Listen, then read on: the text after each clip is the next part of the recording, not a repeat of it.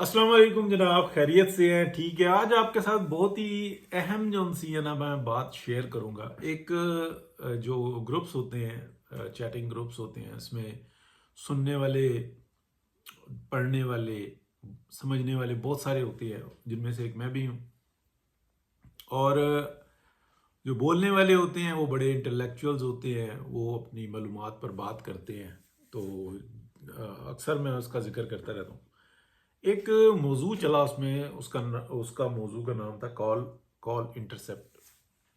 और कई दफ़ा मैंने इसका जिक्र भी किया है, लेकिन हल्का सा।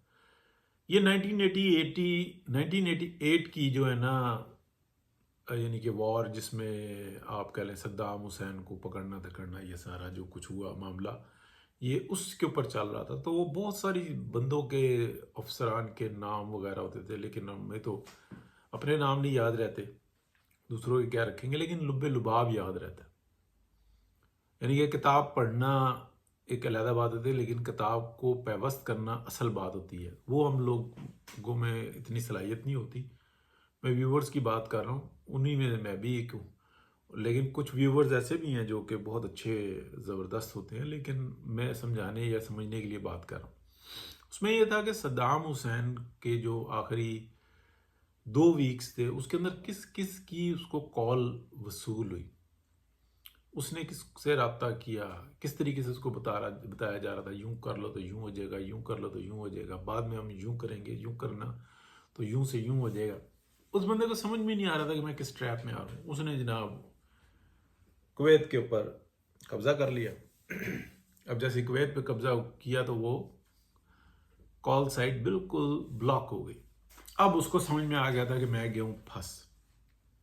सारे जनाब सऊदी अरब, कुवैत और ये सब एक तरफ हो गए। लंबा माल, पुराना असला सब बेच बिचा के इराक का बेड़ा गर्क। अच्छा, और इधर भी जो है ना, बिल पे बिल, सारे मामलात अगर आप देखें तो वो 10 साल जो है ना उन्होंने बैठ के खाए, इतनी कमाई की। अच्छा, ये सारा सिलसिला चल गया। अब मैं आपको अब नए उसके ऊपर लेके आता हूँ। इस वक्त में जो सूरत हाल है, जो मुआशी मामलात है, एक बड़ी कुर्बानी चाहिए। और वो कुर्बानी जो है ना, इस वक्त में लग रहा है कि वो इंडिया की कुर्बानी आ गई है। और मोदी साहब जिस तरीके से लगे पड़े हैं कि जनाब यूं कर लो इलेक्शन जीतने के लिए, ये बड़ा ज़रूरी है। 2-4 ऐसे थप्पड़ मैं लगाऊं कि पाकिस्तान को, कि मैं कहूँ कि देखो जनाब मैंने सीधा करके रख दिया, मईशत कहाँ पे पहुँच गई और ये कहाँ पे हो गया सूरत हाल। और हम जनाब बहुत सुपर पावर है, आज अमेरिका भी हमसे थर थर काँप रहा है, यूरोप हमारे सामने बिल बिला रहा है, गिल गिला रहा है। और हमारा सिक्का जो है ना, अगले 10 साल के अंदर वो पहले नंबर पे होगा। तो हम ही हम होंगे, और कोई नहीं होगा। इस टाइप की वो जो है ना उसके खाम ख्याली है। उसको ये भी नहीं पता कि यार 10 साल उसकी ज़िंदगी है या कि नहीं है, उसके बाद के प्लानिंग और बातें और उसने शुरू कर रखी हैं। अब उम्र के वो जिस हिस्से में है, तो उसको कहा जाता है बच्चा और बूढ़ा एक बराबर।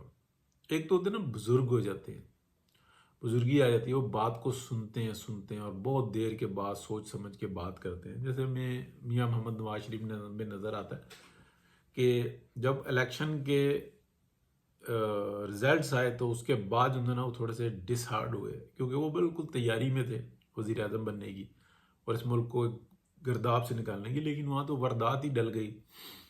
बाजवा डॉक्ट्राइन और फैज़ नेटवर्क ने ऐसा काम दिखाया कि किसी और ही तरफ जाके मामला खड़ा हो गया। तो उन्होंने बड़ी बुर्दबारी के साथ साइड पर होके और हेल्प करने चाहिए, और कर रहे हैं वो पाकिस्तान की आवाम की, पाकिस्तान की, और अल्लाह ताला के सामने सुरखरू होने की उन्होंने ठान ली।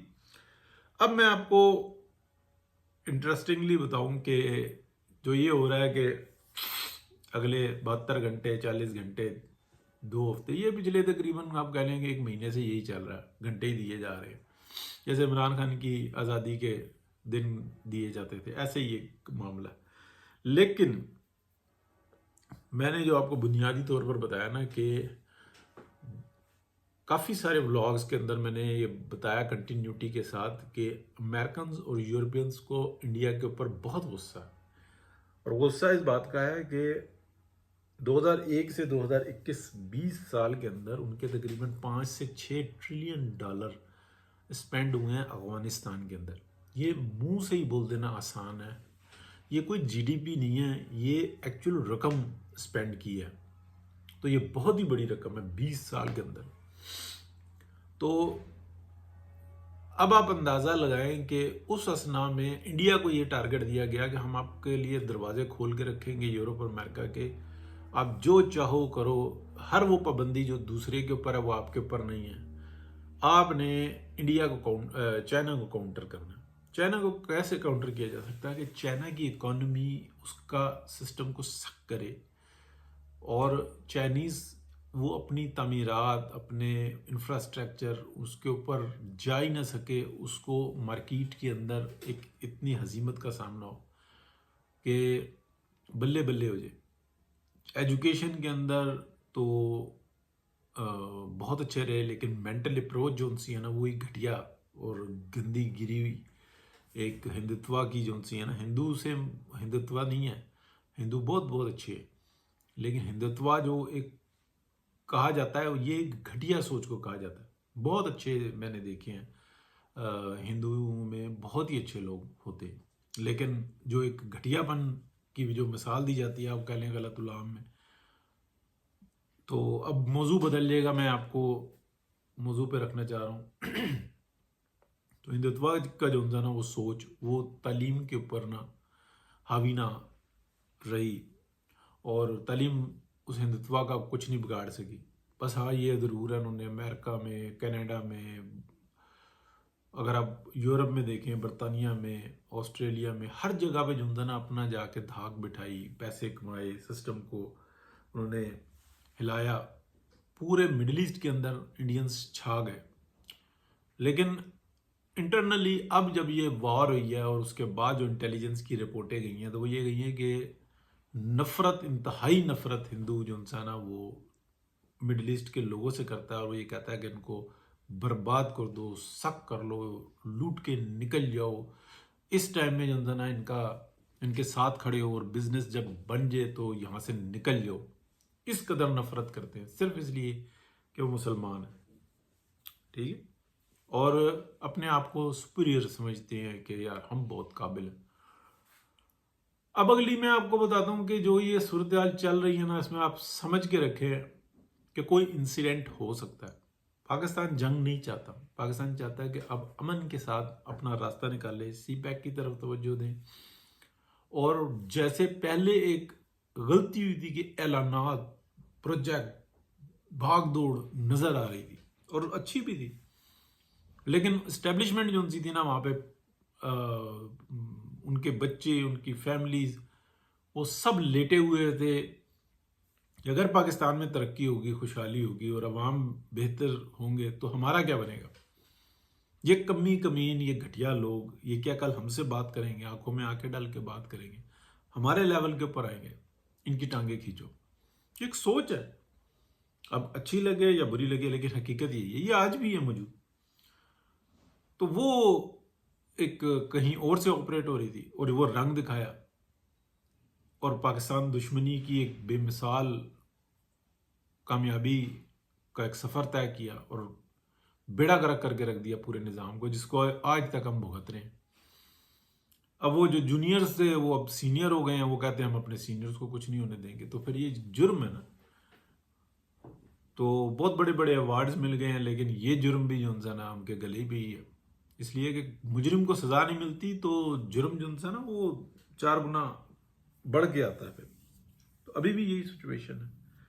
لیکن انڈیا جو ہے نا وہ آپ سمجھ لیں کہ اس وقت بڑے مزیدار کے اوپر ہے. اگر انڈینز نے ہوش کر لی تو وہ سروائیو کر جائیں گے, ان کا سسٹم بہت اچھا بن چکا ہوا ہے.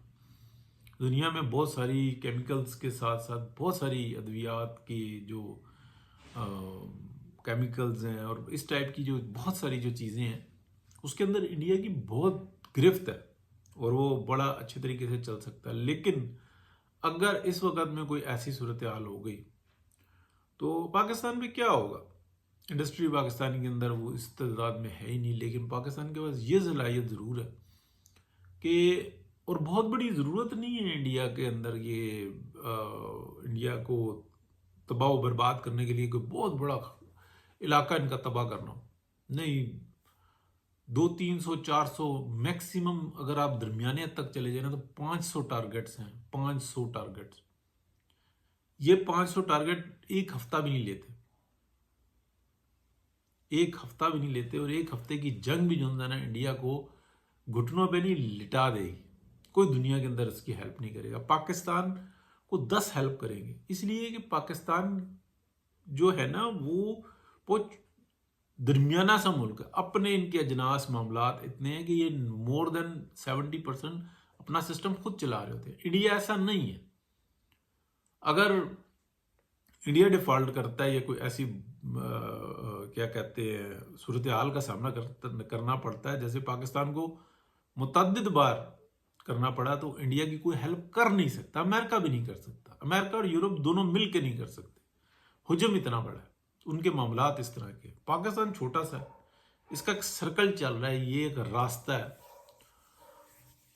تو اس کے اوپر ہم بات کریں گے تو پھر وہ لمبی بات ہو جائے گی. تو اس وقت میں انڈیا جو ہے نا کوئی اگر چول مار دے گا نا کہ 2 4 میزائل مار کے تو لو جی لو ہم نے یہ کر دیا، تو آگے سے رسپانس بہت برا ہوگا. اور جو میں نے بات شروع کی تھی نا کہ کال انٹرسیپٹ میں جو موضوع تھا اس کے اندر یہی بتا رہے تھے کہ ہاؤ مینی ڈزنز پیپل